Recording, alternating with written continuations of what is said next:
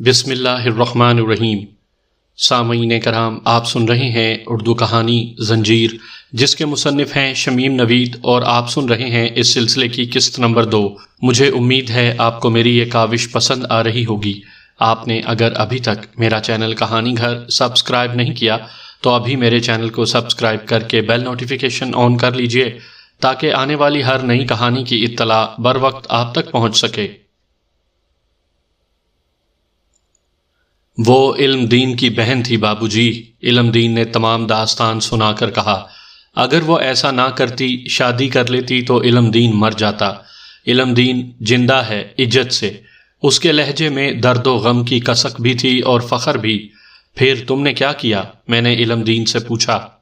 سب کچھ کر لیا بابو جی، علم دین نے کہا۔ کوتوالی، رپٹ، کچہری، پر سب بیکار۔ ہم غریب ہیں نا بابو، اب تو بس یہاں آگ ہی آگ ہے۔ اس نے سینے پر ہاتھ مارتے ہوئے کہا۔ جی چاہت ہے وہ سورا ہاتھ آ جائے، پھر ایسا مزہ چکھاؤں بچوں کو کہ سورے کی 100 پشتے یاد رکھیں۔ اس نے مٹھیاں بھینچتے ہوئے کہا۔ انداز ایسا تھا کہ جیسے تصور ہی تصور میں لالا گوپی ناتھ کی گردن مروڑ رہا ہو۔ فکر نہ کرو علم دین، میں نے کہا، ہو سکتا ہے ہم اس معاملے میں تمہاری مدد کر سکیں۔ اس کا پتہ بتاؤ امروہے میں۔ بہرحال میں نے اس سے لالا گوپی ناتھ کا پتہ معلوم کر ہی لیا۔ پھر ہم اٹھ کھڑے ہوئے۔ علم دین کے ایک ساتھی نے اس دوران میں ہمارے بیلوں کو بھی کھلا پلا دیا تھا۔ ہم ان لوگوں سے رخصت ہو کر پھر بیل گاڑی میں آ بیٹھے اور پھر ایک مرتبہ اپنی منزل کی طرف روانہ ہو گئے۔ فضا میں حبس کافی بڑھ گئی تھی۔ دور افق پر سیاہ بادلوں کے پرے بلند ہو کر بجلیاں برساتے اور دیووں کی طرح غراتے گڑ گڑاتے پیش قدمی کر رہے تھے۔ تھوڑی ہی دیر بعد نم آلود ٹھنڈی ہوا کے جھونکے زمین پر لوٹ لگاتے مٹی دھول اڑاتے چاروں طرف سے بڑھے۔ ہر طرف گرد اور غبار پھیل گیا۔ سورج اس پیلے غبار کی دبیس چادر کے پیچھے چھپ گیا۔ موسم کے یہ بدلے ہوئے تیور دیکھ کر کامریڈ اندلسی پریشان ہو گیا۔ سادی، اس نے مجھ سے کہا، بارش آ گئی تو؟ آندھی، طوفان، بارش، ہمارا راستہ کوئی نہیں روک سکتا۔ ہمارا سفر جاری رہے گا۔ ہمیں بہرحال اپنی منزل پر پہنچنا ہے۔ میں جانتا ہوں کامریڈ، اندلسی نے کہا۔ میرا مطلب تھا کہ بارش کی وجہ سے ہمیں دیر ہو سکتی ہے۔ رفتار تیز کر دو کامریڈ، میں نے پریشان ہو کر کہا۔ ہمیں باہر صورت وہاں وقت پر پہنچنا ہے۔ آسمان پر چھائے ہوئے زرد غبار کی جگہ سیاہ بادلوں نے لے لی تھی۔ ہوا کے جھکڑوں میں بھی اور شدت آ گئی تھی۔ بجلی کے کوندے لہریں لے کر بادلوں میں لوٹ رہے تھے۔ پھر موٹی موٹی بوندیں آ گئیں اور اگلے لمحے موسلا دھار بارش شروع ہو گئی۔ میں نے گٹھریوں میں بندھے ہوئے تھیلوں کو پھر احتیاط سے لپیٹا، ان پر ترپال ڈالا اور پریشانی سے آسمان کو دیکھا۔ کیا ہم وقت پر پہنچ سکیں گے؟ یہی سوال بار بار میرے ذہن میں کچوکے لگا رہا تھا۔ کامریڈ اندلسی نے بیلوں کو تکتکا کر ان کی رفتار بڑھا دی۔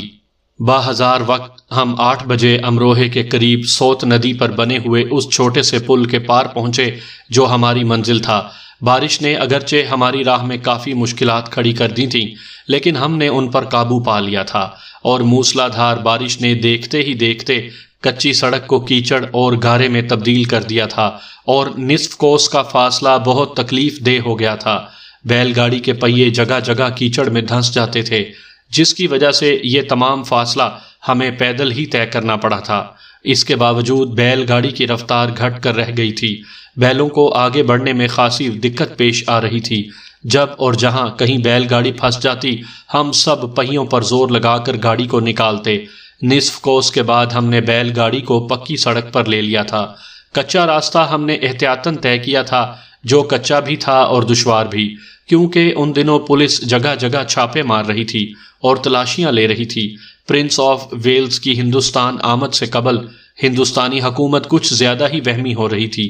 ہم اس تلاش سے بچنا چاہتے تھے، کیونکہ ہمارے پاس جو سامان تھا اس کی وجہ سے ہم بڑی آسانی سے پولیس کی گرفت میں آ سکتے تھے۔ موسلا دھار بارش کی وجہ سے اب ہمیں اس احتیاط کی ضرورت نہیں تھی۔ پکی سڑک پر آتے ہی کامریڈ اندلسی نے بیلوں کی رفتار بڑھا دی، اور جو وقت بارش کی وجہ سے کچا راستہ طے کرنے میں زیادہ صرف ہوا تھا، اس کا خسارہ رفتار بڑھا کر پورا کر لیا تھا، اور اب ہم بر وقت اپنی منزل پر پہنچ گئے تھے۔ چھوٹے سے ریلوے پل سے کچھ دور بڑھ کے ایک درخت کے نیچے کامریڈ اندلسی نے بیل گاڑی روک کر کہا، لو کمانڈر، منزل آ گئی۔ بارش کا کہنا تھا کہ آج برس کے پھر کبھی نہ برسے گی۔ گھپ اندھیرا ایسا تھا کہ ہاتھ کو ہاتھ سجائی نہ دیتا تھا۔ یہ اندھیرا بار بار اس وقت چکا چوند کر دینے والی روشنی سے نہا جاتا جب آسمان پر بجلی چمکتی۔ بڑھ کے اس درخت کے نیچے اب ہم اس ساتھی کے منتظر تھے جسے یہ بیل گاڑی لے جانی تھی، اور ہمیں اپنی کارروائی کا آغاز کرنا تھا۔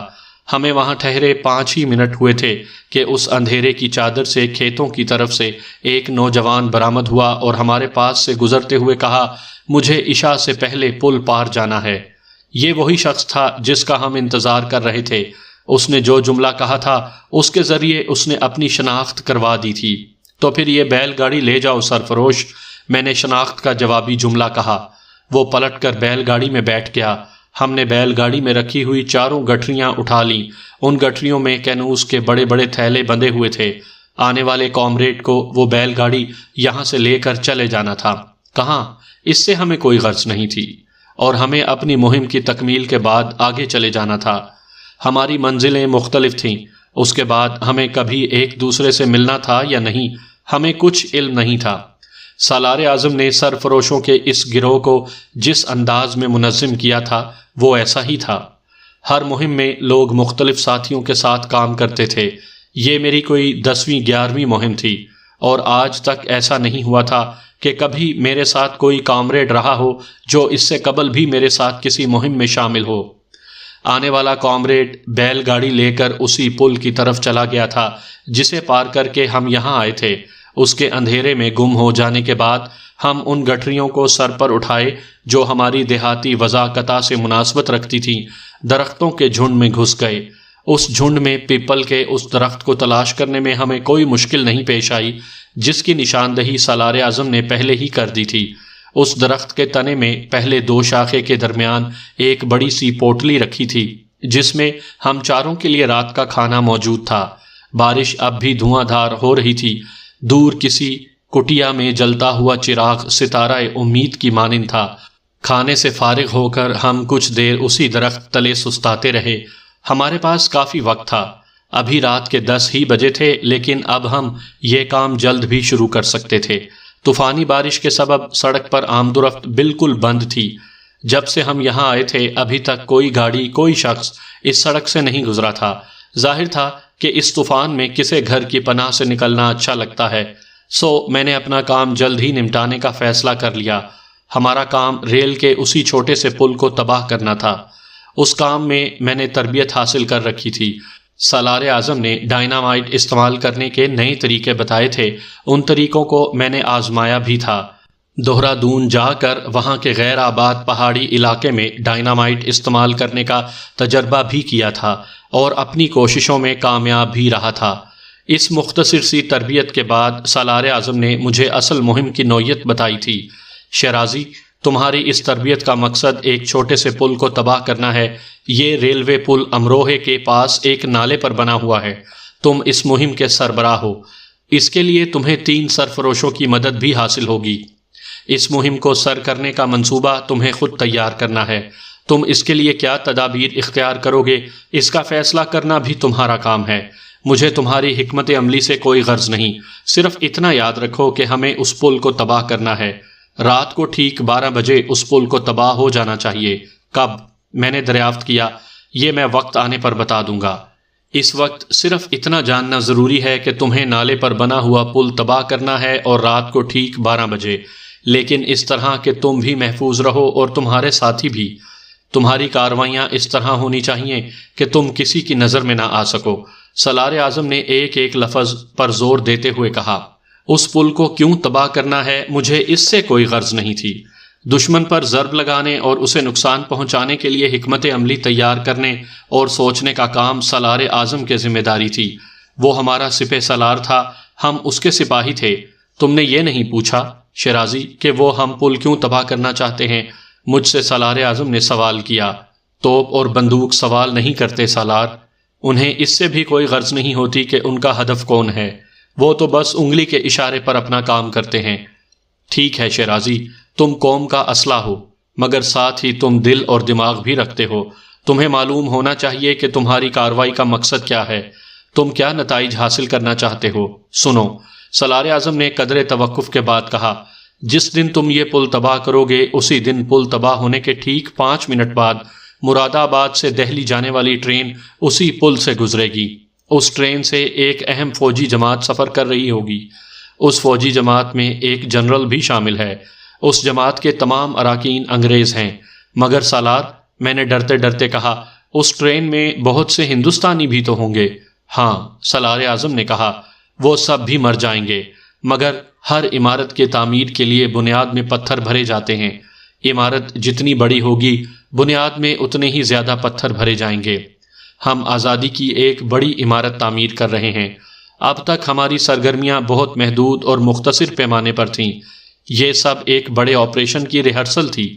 اس پل کی تباہی انگریزوں کے خلاف ہماری طرف سے اعلان جنگ ہوگا، پھر توڑ پھوڑ، آتش زنی اور سبوتاژ کی کاروائیاں ہوں گی۔ امن و امان تہو بالا کیا جائے گا۔ شدھی کی تحریک چلانے والے ہندوؤں سے انتقام لیا جائے گا۔ مسلمانوں کو ہندوؤں کی بھیٹ چڑھانے والے انگریزوں کے اس عقوبتی نظام میں رخنے ڈال دیے جائیں گے۔ سالار اعظم نے کہا، مجھے خوشی ہے کہ ہمارے اس بڑے آپریشن کی افتتاحی مہم کے سربراہ تم ہو شیرازی۔ اس مہم میں میرے ساتھ اور کون کون ہوگا؟ میں نے سوال کیا۔ اندلسی، صحرائی، کوہستانی اور تم سادی کی حیثیت سے شریک ہوگے۔ تم اپنا اصل نام آفاق شیرازی کسی ساتھی کو نہیں بتاؤ گے۔ سادی؟ میں نے سوالیہ انداز میں پوچھا۔ تمہارے نام کی طرح تمہارے دوسرے ساتھیوں کے اصل نام بھی راز میں ہیں۔ تمہارے باقی تینوں ساتھی مختلف علاقوں سے یہاں آئیں گے۔ تم میں سے کوئی کسی سے اس کا اصلی نام، اس کا پتہ، اس کا شہر دریافت نہیں کرے گا۔ تم سب، ہم سب صرف مسلمان ہیں۔ ہم سب صرف ہندوستانی ہیں۔ ہم صرف ہندوستان کے رہنے والے ہیں۔ تمام صوبے، تمام ریاستیں، تمام شہر، گاؤں اور قصبے جو ہندوستان میں ہیں ہمارے ہیں۔ سارا ہندوستان ہمارا ہے، سمجھے؟ مگر سالار اعظم، میں نے اس خلش کی بنا پر پوچھا جو میرے ذہن میں پیدا ہو گئی تھی، اس رازداری کی وجہ؟ احتیاط اور کچھ نہیں، سالار اعظم نے کہا۔ ان ابتدائی منازل میں ہم ذرا سی غفلت اور بے احتیاطی کے متحمل نہیں ہو سکتے۔ ہمیں ایک دوسرے پر اعتماد کرتے ہوئے بھی محتاط رہنا ہوگا۔ ہماری صفوں میں ایک بھی کالی بھیڑ ہم سب کے لیے ملک الموت ثابت ہو سکتی ہے۔ تم سب سونا ہو، آگ کی بھٹی میں تپ کر ہی کندن بنو گے۔ آگ اور خون کے دریا سے گزرتے ہوئے رفاقت، تعاون، ایثار اور دوستی کا ثبوت دیتے ہوئے ہی ہم اعتماد کی منازل طے کریں گے۔ سالار اعظم، میں نے کہا، کیا اس طرح ہم بے اعتمادی کی فضا میں کام نہیں کریں گے؟ بے اعتمادی شخصی مفادات اور منافقت کی کوکھ سے جنم لیتی ہے، لیکن ہمارے سامنے ایسی کوئی مصلحت نہیں ہے۔ پھر یہ رازداری ہماری اجتماعی تحفظ کے لیے بھی ضروری ہے۔ یاد رکھو، ہمارا مقابلہ ایک حکومت سے ہے جس کے وسائل لامحدود ہیں۔ ہماری پشت پر ایسی قوم ہے جس میں قوم فروشوں کی خاصی تعداد موجود ہے۔ فرض کرو اس مہم کے دوران میں یا کسی اور مرحلے پر تم چاروں کی کمپنی کا کوئی شخص گرفتار ہو جائے تو وہ ایسی صورت میں اپنے کسی ساتھی کی نشاندہی نہیں کر سکے گا، کیونکہ تم میں سے کسی کو معلوم ہی نہیں کہ تمہارے ساتھی کس شہر سے تعلق رکھتے ہیں، کس نام سے پکارے جاتے ہیں۔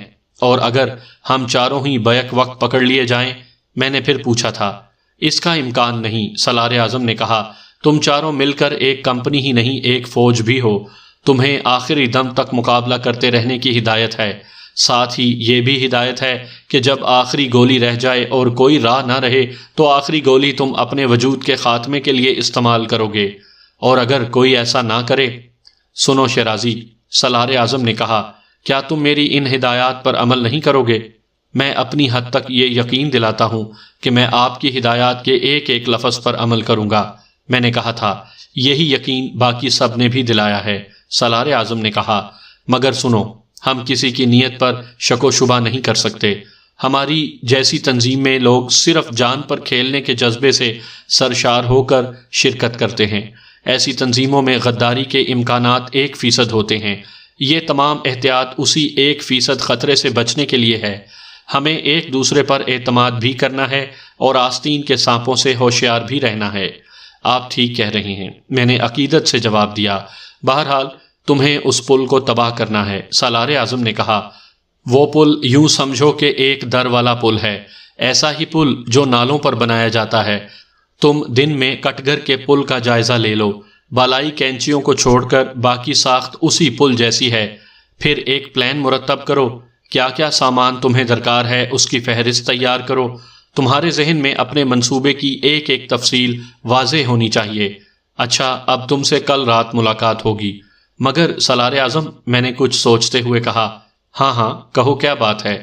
اگر ہمیں پل ہی تباہ کرنا ہے تو کیوں نہ بڑا پل تباہ کر دیں، کٹگر کا پل کیوں نہ تباہ کیا جائے؟ وقت سادی وقت، سالار اعظم نے کہا۔ امروہے کے اس پل کو تباہ کرنے کے لیے تم جس وقت کارروائی شروع کرو گے اس وقت آمد و رفت بہت کم بلکہ نہ ہونے کے برابر ہوگی۔ پھر اندھیرا بھی ہوگا، لیکن کٹگر کے پل کو تباہ کرنے کے لیے تمہیں جس وقت اپنی سرگرمیاں شروع کرنا ہوں گی اس میں خطرات زیادہ ہوں گے، اور اس وقت ہمارا اصل مقصد پل کو تباہ کرنا نہیں بلکہ اس فوجی جماعت کو ٹھکانے لگانا ہے۔ تم دیکھو گے ایک کوہرام مچ جائے گا حکومت کے حلقوں میں۔ بہرحال خدا حافظ۔ اس کا مطلب یہ تھا کہ ملاقات ختم۔ سالار اعظم سے میری یہ ملاقات کٹگر اسٹیشن کے ساتھ پھیلے ہوئے میدان میں املی کے درخت تلے رات کے وقت ہوئی تھی۔ سالار اعظم کے چہرے پر اس وقت بھی نقاب پڑا ہوا تھا۔ میں اٹھ کھڑا ہوا اور بائیں ہاتھ کی جانب سے کٹگر اسٹیشن کی طرف بڑھ گیا، جہاں سے تانگا یا یکا کر کے مجھے مراد آباد اسٹیشن پہنچنا تھا، کیونکہ میں وہیں مسافر خانے میں ٹھہرا ہوا تھا۔ اگر اگلے دن مجھے کوئی اور پیغام نہ ملتا تو اس کا مطلب یہی تھا کہ اگلی رات مجھے پھر اسی وقت اور اسی جگہ سالار اعظم سے ملاقات کرنی ہے۔ اگلے دن میں نے حسب ہدایت کٹگر کے پل کا جائزہ لیا اور اس نتیجے پر پہنچا کہ ان دنوں جب کہ موسم سیلابوں کا ہے، بارشیں ہو رہی ہیں، تمام ندی نالے اور دریا طغیانی پر ہیں اور بھرے ہوئے چل رہے ہیں، یہ کام خاصا وقت طلب اور خطرناک ہوگا۔ بہرحال پل کو اڑانے کی کارروائی کے خد و خال میرے ذہن میں ابھر آئے تھے۔ رات کو سالار اعظم سے ملاقات کے دوران میں نے اپنا منصوبہ اس کے سامنے رکھ دیا اور اس نے میرے منصوبے کی منظوری دے دی، ساتھ ہی تیاری کا حکم دیتے ہوئے ضرورت کا سامان خریدنے کے لیے رقم بھی دے دی۔ اگلے دن میں ضرورت کا تمام سامان خرید چکا تھا۔ اسی دن مسافر خانے میں میرے بقیہ تینوں کامریڈ ساتھی بھی مختلف اوقات میں آ کر اترے۔ ہم لوگوں کو ایک ہی مسافر خانے میں ٹھہرنے کا علم اسی رات اس وقت ہوا جب ہم سالار اعظم کی ہدایت پر جامع مسجد کی ان سیڑھیوں پر ملے تھے جو دریا کے رخ پر تھی۔ اس ملاقات پر ہمیں ہدایت ملی تھی کہ اگلے دن ہمیں امروہے روانہ ہو جانا ہے اور رات 12 بجے پل کو تباہ کرنا ہے۔ اسی ہدایت کے مطابق ہم اس وقت یہاں موجود تھے اور سامنے وہی پل تھا جسے تباہ کرنا تھا۔ بارش اور بھی تیز ہو گئی، اتنی تیز کہ اس میں کوئی شخص باہر جانے کا تصور بھی نہیں کر سکتا تھا۔ وہی موسم جو دن میں علم دین سے رخصت ہونے کے بعد ہمارے لیے پریشانی کا سبب بن گیا تھا، اس وقت ہمارا بہترین معاون تھا، ہمارا سب سے بڑا مددگار اور کامریڈ تھا۔ اتنی شدید بارش کی وجہ سے آمد و رفت بالکل ختم ہو چکی تھی۔ پھر اب رات کے وقت بھلا کس کو مصیبت پڑی تھی کہ باہر جا کر بھیگے؟ میں کامریڈ اندلسی کو ساتھ لے کر پل کے معائنے کے لیے چلا۔ سوت ندی جس پر یہ پل بنا ہوا تھا برساتی پانی سے بھری ہوئی چل رہی تھی۔ دونوں کناروں کے معائنے کے بعد یہ بات واضح ہو گئی تھی کہ تیز رفتار پانی پل کے دونوں پایوں کو مٹی کی تیزی سے کاٹ رہا تھا۔ کٹاؤ کی رفتار بہت تیز تھی۔ پل کے پایوں کے گرد مٹی کی گرفت لہجہ با لہجہ کمزور ہو رہی تھی۔ کامریڈ، میں نے اندلسی سے کہا، قدرت ہمارے ساتھ ہے، ہمارا کام آسان ہو گیا ہے۔ کیسے؟ اس نے پوچھا تھا اور میں نے اسے تمام بات بتا دی تھی۔ پھر اس سے کہا تھا کہ وہ دوسرے کنارے پر جا کر ڈائنامائٹ اور اوزاروں کے تھیلے لے آئے۔ ساتھ ہی اسے یہ بھی ہدایت کی تھی کہ وہ پل کے دوسرے سرے پر صحرائی اور کوہستانی کو متعین کر دے، اور اس ہدایت کے ساتھ کہ وہ اس طرف سڑک پر نظر رکھیں۔ اگر کوئی شخص ادھر آتا نظر آئے تو اشارہ کر دیں تاکہ ہم اپنی حفاظت کر سکیں۔ اندلسی کے روانہ ہوتے ہی بارش اچانک رک گئی تھی۔ بارش کا رکنا اس وقت ہمارے لیے مفید تھا یا نہیں، میں کوئی فیصلہ نہیں کر سکتا تھا، لیکن اس وقت اس بات پر سوچنا فضول تھا۔ میں نے پل کے پائے کا ایک مرتبہ پھر معائنہ کیا اور اسے ڈائنامائٹ کرنے کے لیے برمے سے سوراخ بنانے کی مناسب جگہ منتخب کرنے لگا۔ تھوڑی دیر بعد اندلسی تھیلے لے کر آ گیا اور میں اپنے کام میں مصروف ہو گیا۔ 11:30 بجے تک میں تمام کام سے فارغ ہو چکا تھا۔ میں نے نہ صرف پل کے اس پائے میں ڈائنامائٹ رکھ دیے تھے بلکہ پل کے وسط میں بھی رسی کی سیڑھی کی مدد سے نیچے اتر کر دونوں پہلوؤں میں رسیوں کے ساتھ ڈائنامائٹ باندھ چکا تھا۔ اب کام اتنا تھا کہ فیتے کے تاروں کی لمبائی اس طرح رکھی جائے کہ تمام ڈائنامائٹ ایک ساتھ ہی پھٹیں، اور یہ کام زیادہ مشکل نہ تھا۔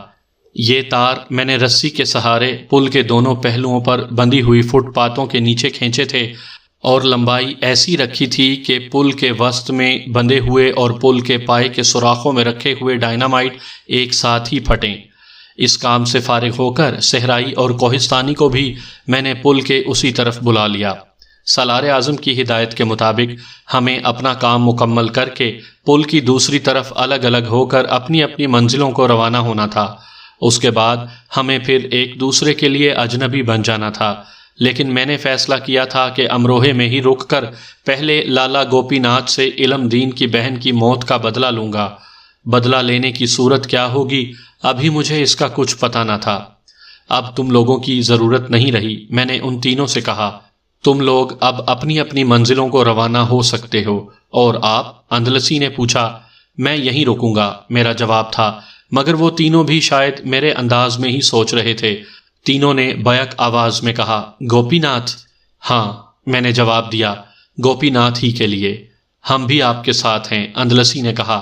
نہیں، میں نے کہا، مجھے کچھ معلوم نہیں کہ میں کیا کرنا چاہتا ہوں، مجھے کیا کیا خطرات پیش آ سکتے ہیں، تم لوگ جاؤ۔ مگر وہ نہ مانے اور مجھے ہار ماننی ہی پڑی۔ ان کا اصرار تھا کہ وہ میرا ساتھ دیں گے۔ کمانڈر، اندلسی نے کہا تھا، گوپی ناتھ کا معاملہ نمٹنے کے بعد ہی ہم لوگ اپنی اپنی منزلوں کی طرف جائیں گے، اس سے پہلے ناممکن ہے۔ اس کے بعد میرے لیے بحث کی کوئی گنجائش نہیں تھی۔ ٹھیک ہے، میں نے کہا تھا، پتہ نہیں اس کے بعد ہم ایک دوسرے سے مل سکیں یا نہیں، مگر یہ مختصر سی رفاقت میں کبھی نہیں بھولوں گا۔ ہم میں سے کسی کے لیے بھی اس رفاقت، اس مہم اور اس رات کو بھولنا ناممکن ہوگا، صحرائی نے کہا۔ میں نے گھڑی دیکھی، ابھی 12 بجنے میں 20 منٹ باقی تھے۔ اس عرصے میں ہم نے تھوڑے فاصلے پر ایک گڑھا کھود کر کینوس کے تھیلے زمین میں دفن کر دیے۔ صرف ایک تھیلا اب ہمارے پاس تھا، جس میں ہم سب کا ایک ایک جوڑا رکھا تھا۔ برما میں نے نالے میں پھینک دیا، البتہ اس کے سوراخ کرنے والی سولاخ میں نے نکال کر تھیلے میں ڈال لی۔ سن کی موٹی موٹی رسی کے 3 لچھے جو باقی بچ رہے تھے وہ بھی میں نے رکھ لیے۔ اب 12 بجنے میں 10 منٹ باقی تھے۔ ڈائنامائٹ کا فلیتا 3 منٹ کا تھا، یعنی فلیتے کے آگ پکڑنے کے ٹھیک 3 منٹ بعد ڈائنامائٹ پھٹ جاتے۔ اس 3 منٹ کے عرصے میں ہم پل سے محفوظ فاصلے پر پہنچ جاتے۔ گویا اب 7 منٹ تھے، مگر 7 منٹ کا یہ عرصہ 7 صدیوں پر محیط ہو گیا۔ وقت جیسے اپنی مسافت طے کرنا بھول گیا تھا۔ کامیابی کی قربت کے احساس سے میرا دل بری طرح دھڑک رہا تھا۔ میں اپنے ساتھیوں کی تیز تیز سانسوں کی آواز سن سکتا تھا۔ شاید وہ بھی جذباتی تناؤ کی اسی شدت سے دوچار تھے جس میں مبتلا تھا۔ گو اس سے قبل بھی میں اپنی تنظیم کی مختلف مہموں میں حصہ لے چکا تھا، لیکن یہ مہم اپنے نوعیت کے اعتبار سے بالکل منفرد، مختلف اور نئی تھی۔ پھر میں اس مہم کا سربراہ بھی تھا، اور میری کیفیت اس بچے سے مختلف نہ تھی جو پہلی جماعت کا طالب علم ہو اور پہلی مرتبہ امتحان دے کر اس میں کامیابی کے لیے بے چین ہو۔ سالار اعظم نے اس مہم کو تنظیم کی چھاپہ مار کارروائیوں کا نقطۂ آغاز قرار دیا تھا۔ اس بنا پر اس مہم کی اہمیت 2 چند ہو گئی تھی، اور میں اس مہم کو کامیاب دیکھنا چاہتا تھا۔ آخر یہ طویل لمحات گزر گئے۔ میں نے فلیتوں کو آگ لگائی اور ہم تینوں تیزی سے پیچھے دوڑ گئے۔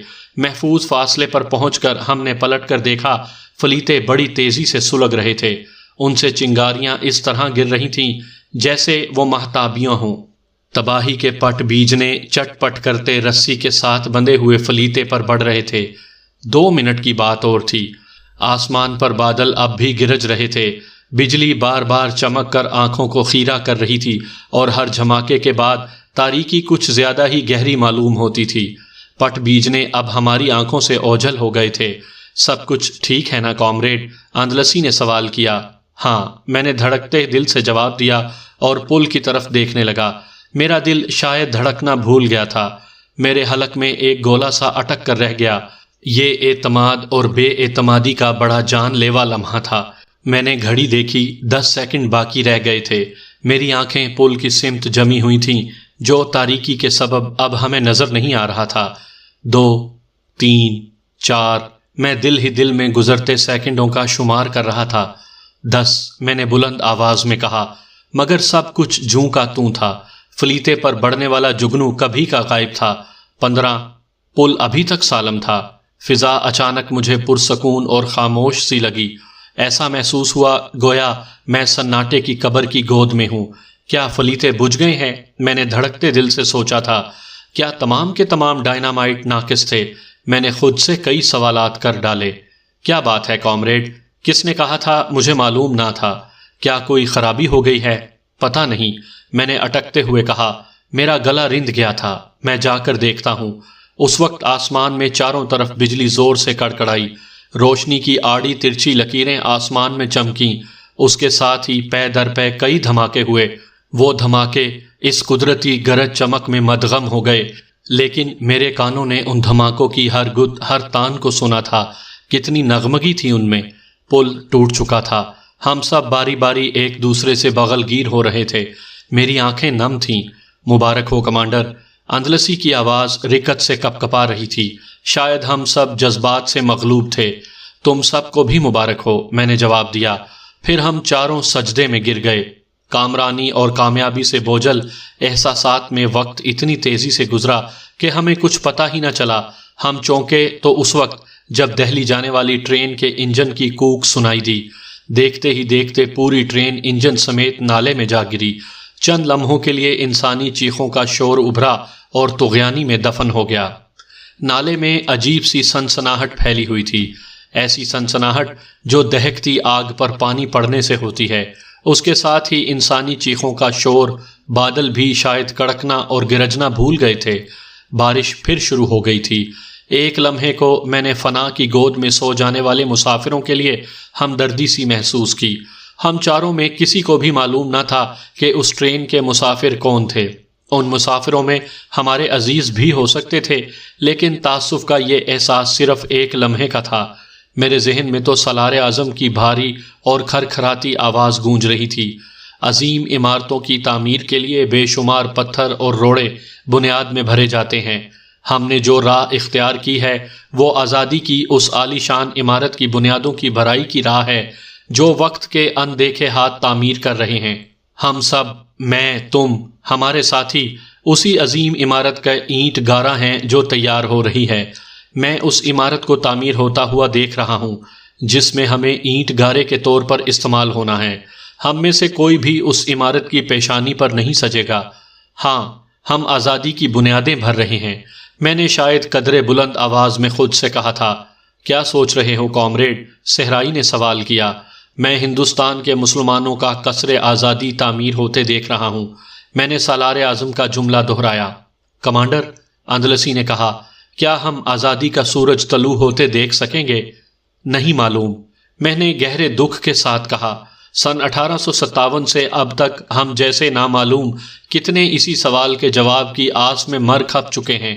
ہمیں صرف اتنا معلوم ہے کہ ہر گزرتے لمحے کے ساتھ آزادی قریب تر آتی جا رہی ہے، لیکن ہم اس سے بے خبر ہیں کہ آزادی کا یہ لمحہ کب آئے گا۔ اور مجھے یہ بھی یقین ہے کہ جب میں مروں گا تو اس اطمینان کے ساتھ کہ میری زندگی بے مصرف اور بے مقصد نہیں گزری۔ ہاں کمانڈر، یہی امیدیں، یہی توقعات تو ہماری جدوجہد کا سب سے مؤثر ہتھیار ہیں، کامریڈ کوہستانی نے کہا۔ تھوڑی دیر بعد ہم چاروں امروہے کی آبادی کی سمت بڑھ رہے تھے۔ امروہہ جو میرا دیکھا بھالا شہر تھا۔ رات کا 1:30 بج رہا تھا۔ میں، صحرائی اور اندلسی لالا گوپی ناتھ کی حویلی کی چھت پر تھے۔ کوہستانی نیچے اس کمرے میں ایک مسہری کے نیچے چھپا ہوا تھا جس میں 2 نوجوان لڑکیاں محو خواب تھیں۔ جس وقت ہم اس کوٹھی کے سامنے پہنچے تھے تو لالا کی کوٹھی کی بیٹھک میں روشنی ہو رہی تھی۔ کوٹھی کے باہر تانگے، یکے اور بگیاں کھڑی تھیں۔ یہ صورتحال دیکھ کر ہم عقبی حصے کی طرف آ گئے تھے جہاں حویلی کے احاطے میں ایک طرف چھوٹا سا مندر بنا ہوا تھا۔ اس کے ساتھ ہی ایک کنواں بھی تھا، شاید وہی کنواں جس میں کود کر علم دین کی بہن نے جان دی تھی۔ احاطے میں باغ پھیلا ہوا تھا جس میں مختلف پھلوں کے درخت، پھولوں کے پودے اور باڑیں لگی ہوئی تھیں۔ ہمیں اندر داخل ہونے میں کوئی دقت پیش نہیں آئی تھی۔ ایک درخت پر چڑھ کر ہم رسی کے سہارے باغ میں اتر گئے تھے اور سب سے پہلا کام یہ کیا تھا کہ عقبی دروازے کی کنڈی کھول دی تھی۔ واپسی کے لیے ہم یہی دروازہ استعمال کرنا چاہتے تھے۔ بارش اب بھی ہو رہی تھی۔ مسلسل بھیگتے رہنے کے سبب میرا ذہن کچھ بھاری سا ہونے لگا تھا، مگر میرے سامنے ایک مقصد تھا اور اسی مقصد کے حصول کی دھن میرے ذہن پر سوار تھی۔ باغ میں تاریکی پھیلی ہوئی تھی۔ ایک طرف رسوئی میں روشنی ہو رہی تھی جس کے ساتھ ہی اوپر جانے کے لیے زینہ بنا ہوا تھا۔